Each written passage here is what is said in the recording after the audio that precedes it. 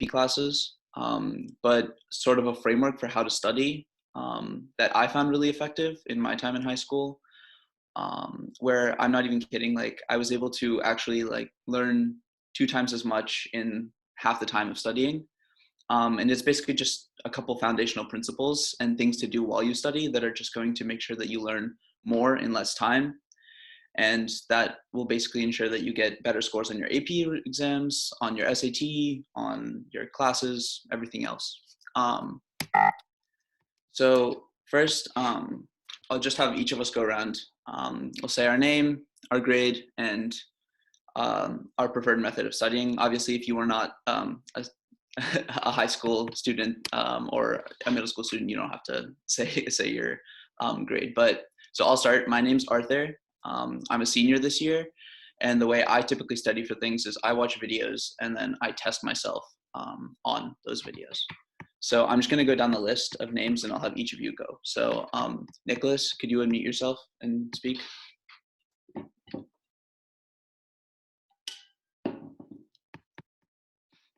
Nicholas?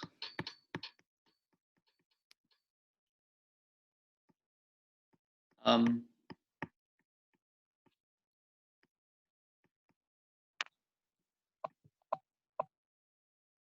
you guys hear me? No, it's not working for me. It's not working for you? Yes. I'm first time Zoom on my phone. Okay. Okay. All right. Then whoever Farmer is in the chat, could you unmute yourself and say everything? Hi.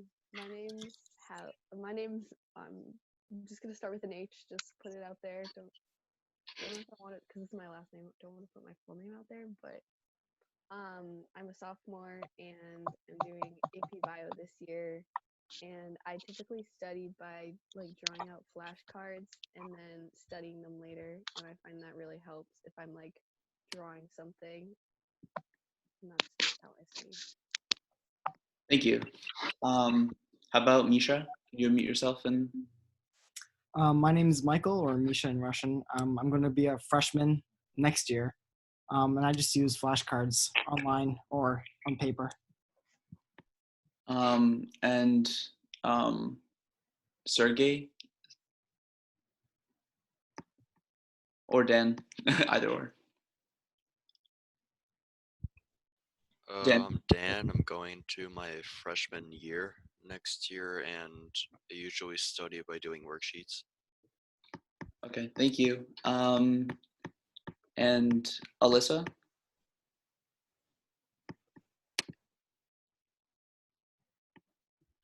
My name is Alyssa, and I'm going into 8th grade.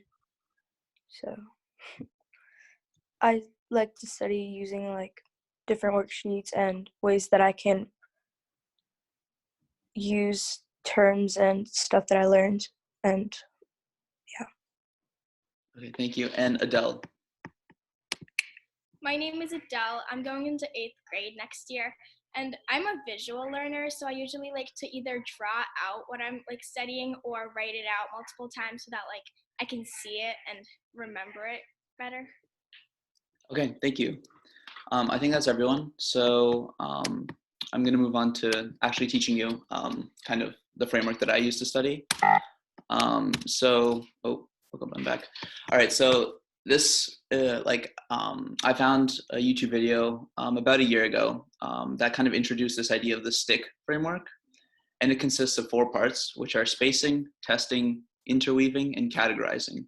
And all of these are pretty simple things to kind of work into your studying. But when you work them all together, you'll be able to save a lot of time and get better results. I mean, yeah.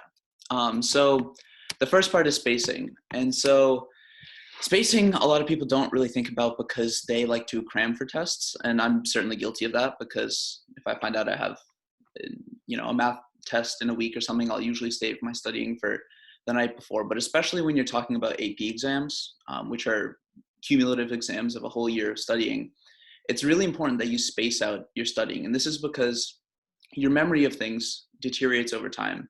So as you can see here, there's just a visual of the forgetting curve. And this is just the idea that over time, you're going to be able to remember less and less of certain topics. And so when you're going to be studying for an exam, it's important that you space out your studying so you minimize how much you're forgetting. And I'm going to go through in the next slide and show you a couple methods that I use to do this. And just to show you how effective it is, there was a study done, I believe it was in 2010 or 2011, where there was 2 groups of students that were learning Spanish. And the first group had just 8 hours in one day. And the second group split their time between 2 days. And they were tested 8 years later, which is a long time. And the group that had spaced remembered 250% more. And this is important because when you talk about, cumulative exams that you're taking kind of down the year, you want to be spacing out your studying over, the few months, even weeks leading up to a test, to make sure that when you get to a test, you're more comfortable with the material. So I'm going to start here. There we go. So I'm just going to show you one way that I use to space out my studying.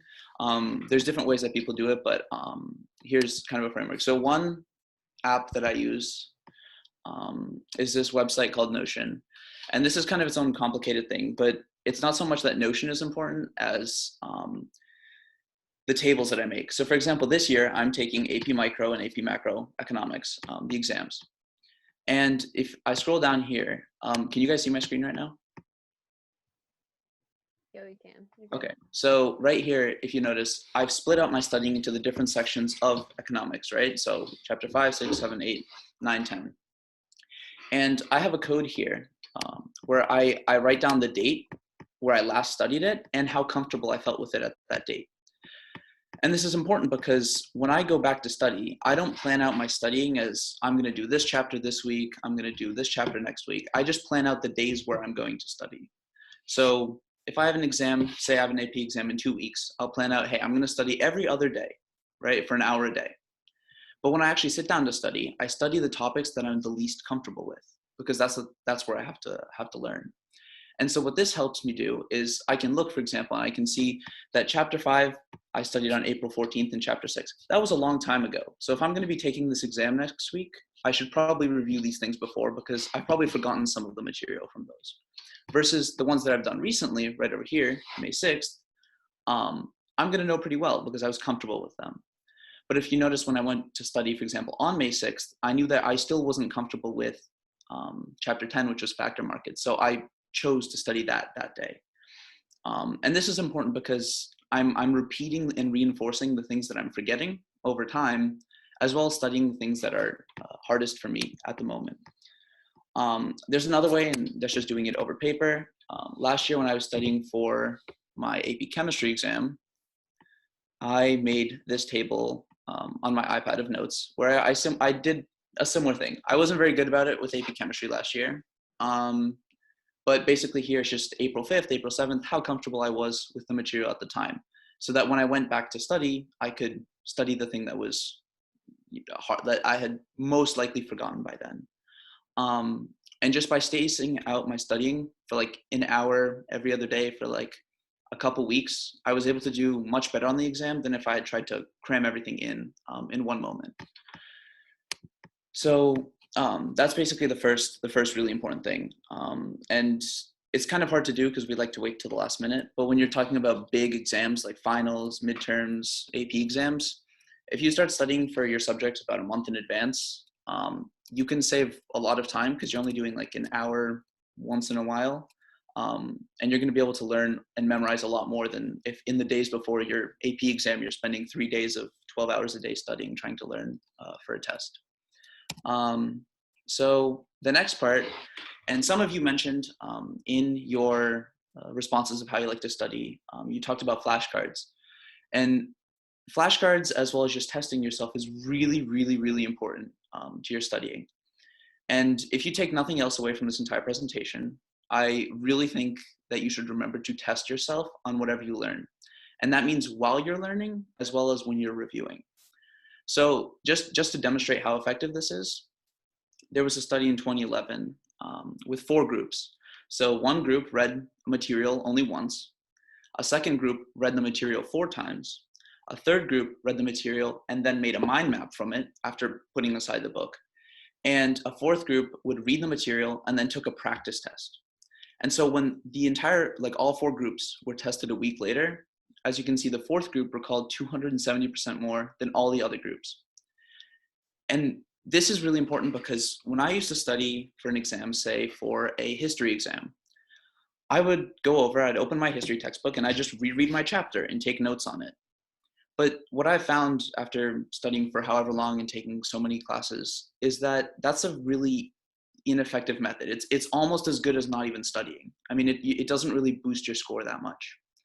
But what does boost your score is when you're actively forcing your brain to remember the things that you just learned.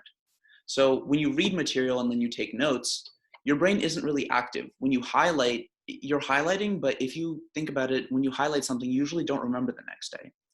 But when you're forced to kind of apply a concept, whether that be practice math problems, practice chemistry problems, whether that be making flashcards for vocab and forcing yourself to test those, you're going to be able to learn a lot more in a lot less time.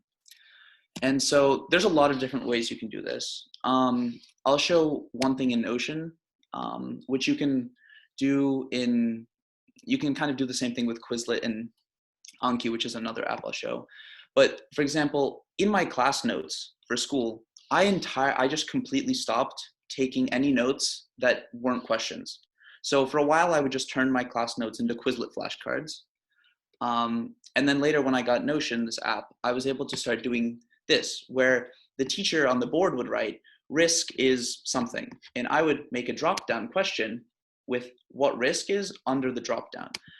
So then what this would do is this would force me not only to already have a perfect set of flashcards ready for me when I went back to study, but when I would study, I would instantly have this available to me where I could just, when I go through my notes and ask myself, what is risk? And then answer. And the answer would be right there. And this is really important because instead of trying to take notes and have resources that you sort of forget over time, this is really effective because I have all the information, but at the same time, at any point in time, I can study it and force myself to recall what is toxicity. And this is just really important that I found to succeeding in school, and saved me a lot of time. Another method is called the Cornell Take note-taking method, which I did for a little bit, but I eventually kind of moved on to just using Quizlet or the flashcards method. But and this involves doing my notes from the class on the side, but then having questions here, right? And you can do this on a piece of paper if you just divide your note-taking sheet into kind of, down 3/4 of the pages, your handwritten notes that you're taking in class or on your book or a packet that you're reviewing, and then you write questions on that material right next to it. Then you can just cover up one side of the page, right? And test yourself with the questions that you prepared for yourself. So once again, it's the same thing. It's you're not going through and having to, make a whole Quizlet for what you've done. It's already there for you, and it happened while you were taking notes. So this has been really helpful in saving a lot of time. Another way to test yourself, and this is in some ways I think better than Quizlet, and I'll explain why, is making a Google spreadsheet. So last year I took AP Chemistry, and this is a spreadsheet that I made for just all the different vocab words that are in chemistry. And on the left, I have all the words. And on the right here in the text box, I have the words, but in white text. So they're hidden away unless I click on it. And so what I would do before the exam is I kind of put all these different vocab words in. And in the 2 weeks before the exam, I would basically take a day, every other day, and I would just go through this list. And as you can see, there are some words here that are red, yellow. And so those indicate to me that last time I didn't get those right? So when I go back to study next time, I know which ones I had difficulty with. And this is really important because towards the end, it didn't make sense for me to run through this entire spreadsheet over and over and over again if I sort of understood the things well the last time. So what I would do is just go through the ones I didn't know so well. And again, this is just another way that you can save time during your study while studying effectively. And the fourth thing is OnKey and Quizlet. OnKey is a different app. I'm not going to go into it too much detail, but OnKey has spaced repetition built in. So Quizlet doesn't have the option to say how familiar you are with something. You can just flip a flashcard, or if you use physical flashcards, it's the same thing. You can flip it, but you can't really mark how familiar you are with it. With OnKey, it's just like Quizlet, except you don't actually, you don't just flip the cards, but when you answer it, it asks you, are you familiar, not familiar, or very familiar? And based on that, it'll show that card again at a certain interval of time. And that's building spaced repetition into your studying automatically for you. And the fifth thing is whenever you're learning something, and this is probably more important than even the rest, is that in order to save time effectively for learning and learn things better, is testing yourself while you're doing it. And this is kind of why, for example, Khan Academy is such a successful platform. It's because they show you videos that instruct you on your learning. And right afterwards, they follow it up with quizzes and questions.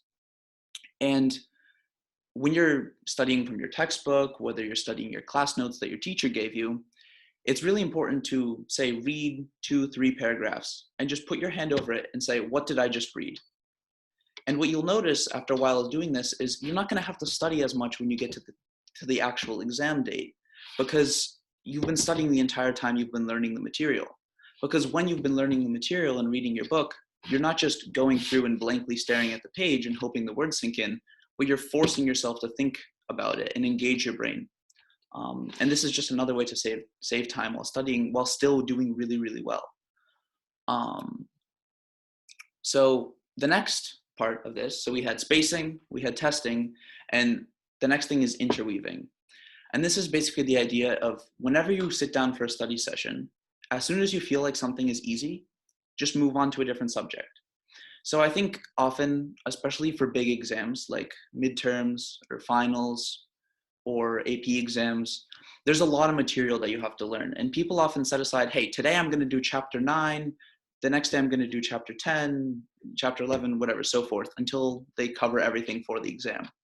But what's important to realize is that if you're studying chapter 8 and you set aside an hour of studying, and after 15 minutes you get it, there's no point for you to do a full 45 extra minutes of studying it, right?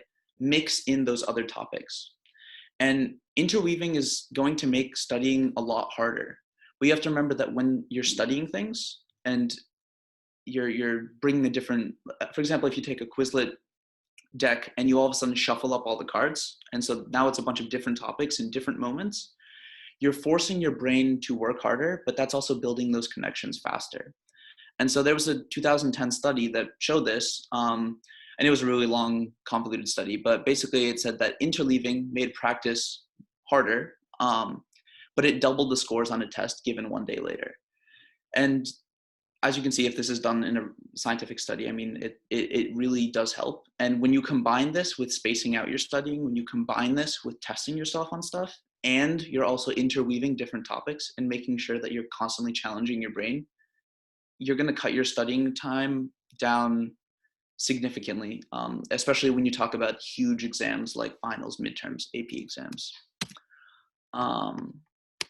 And the last part of this, which is categorizing, is really important because it helps us with our memory and our understanding. The reason that it does this is because when we have a concept, for example, say you're learning to become a doctor and you're learning something about blood vessels and the heart, it's important to be able to connect that under the category of, cardiovascular, your study of like the cardiovascular system. Because when you connect those ideas, you understand where they fall. And not only does it help you understand things better, but it's going to help you memorize them, because even if you don't understand one topic or you get a question that you don't quite remember it, you can remember, oh wait, well, what chapter was that from? Oh, the chapter on this.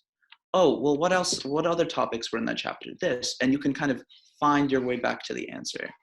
And this is just something that just helps you with exam performance. And it's really easy to do, especially when you're using it as a testing method. And this is the concept that's mainly used behind mind maps, web diagrams, outlines, and that type of stuff. And one way to do this is the way I was talking about the closed book method is after you read something or after you watch a video on a subject that you're learning, if you just, close your book, close your laptop, and you pull out a piece of paper and you try and draw a mind map of how these topics that you just learned connect, right? You're going to be able to not only reinforce what you just learned through testing yourself and forcing your brain to recall those things, but you're also going to be categorizing them in your brain. So they're going to be easier to access. And when you're dealing with exams that test a whole year of knowledge, right? When you're dealing with AP exams, finals, that type of stuff, if you can categorize different parts of, say, chemistry under different chapters and units, it's going to be a lot easier for you to remember them when it comes to these big tests.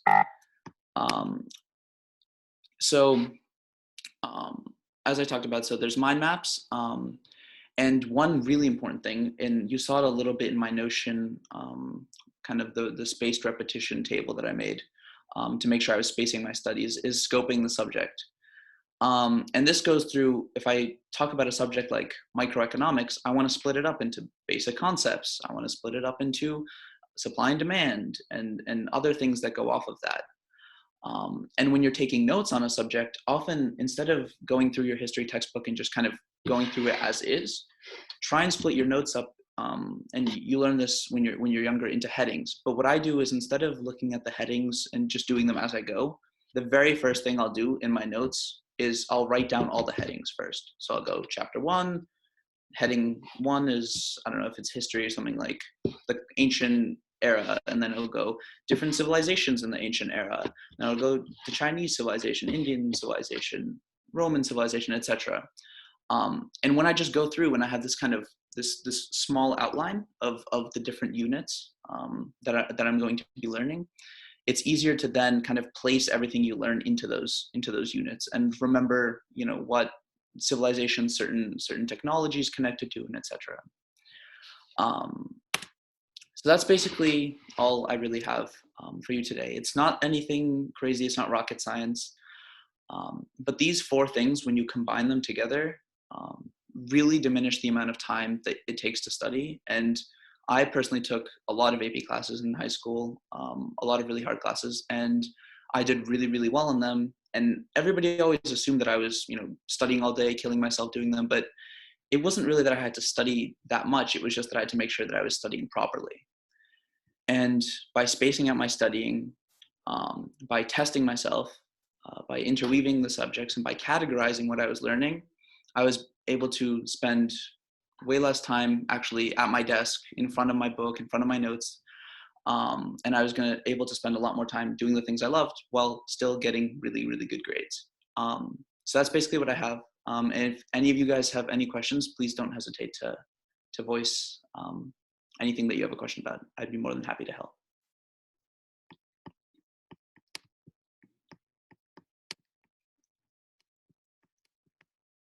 Let me stop the share.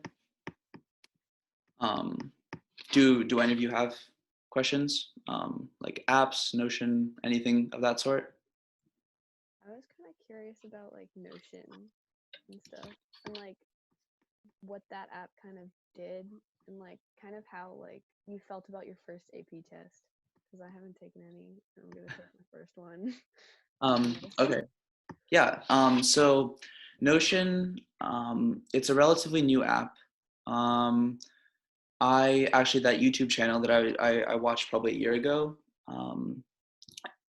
he like had a paid partnership with it, and there was like 200 people that could get a link for free. And so I was one of the first 200 people that just clicked on it, and I got it. And basically, I think I'm thinking of doing a class for Jukender, for those that are interested, on this app, just because I use it for a lot more than just studying.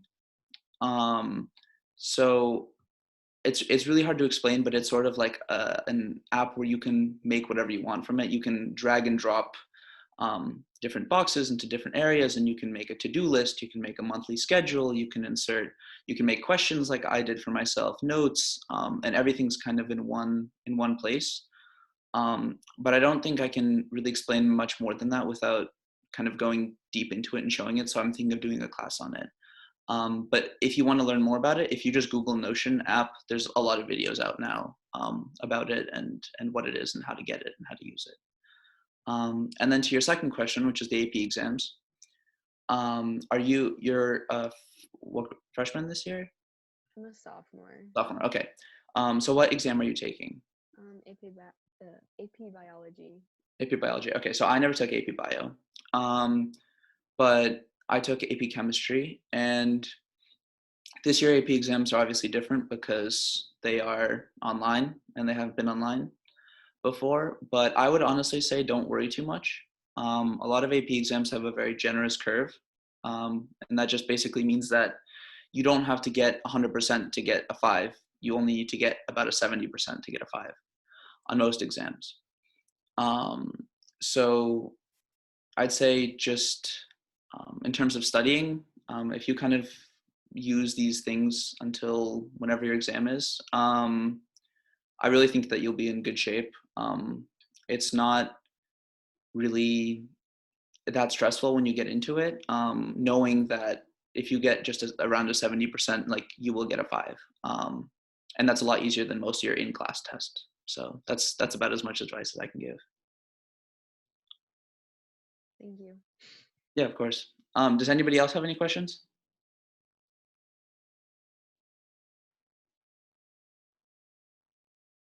No? All right, well, in that case, if you want like a link to the presentation or something, I'm gonna drop I can drop my email in the chat. And if you email me, I can send you the presentation as well as any other resources, or if you have a question or anything of that sort. But yeah, thank you for coming to this class, and hope you all enjoy your evenings. Thank you.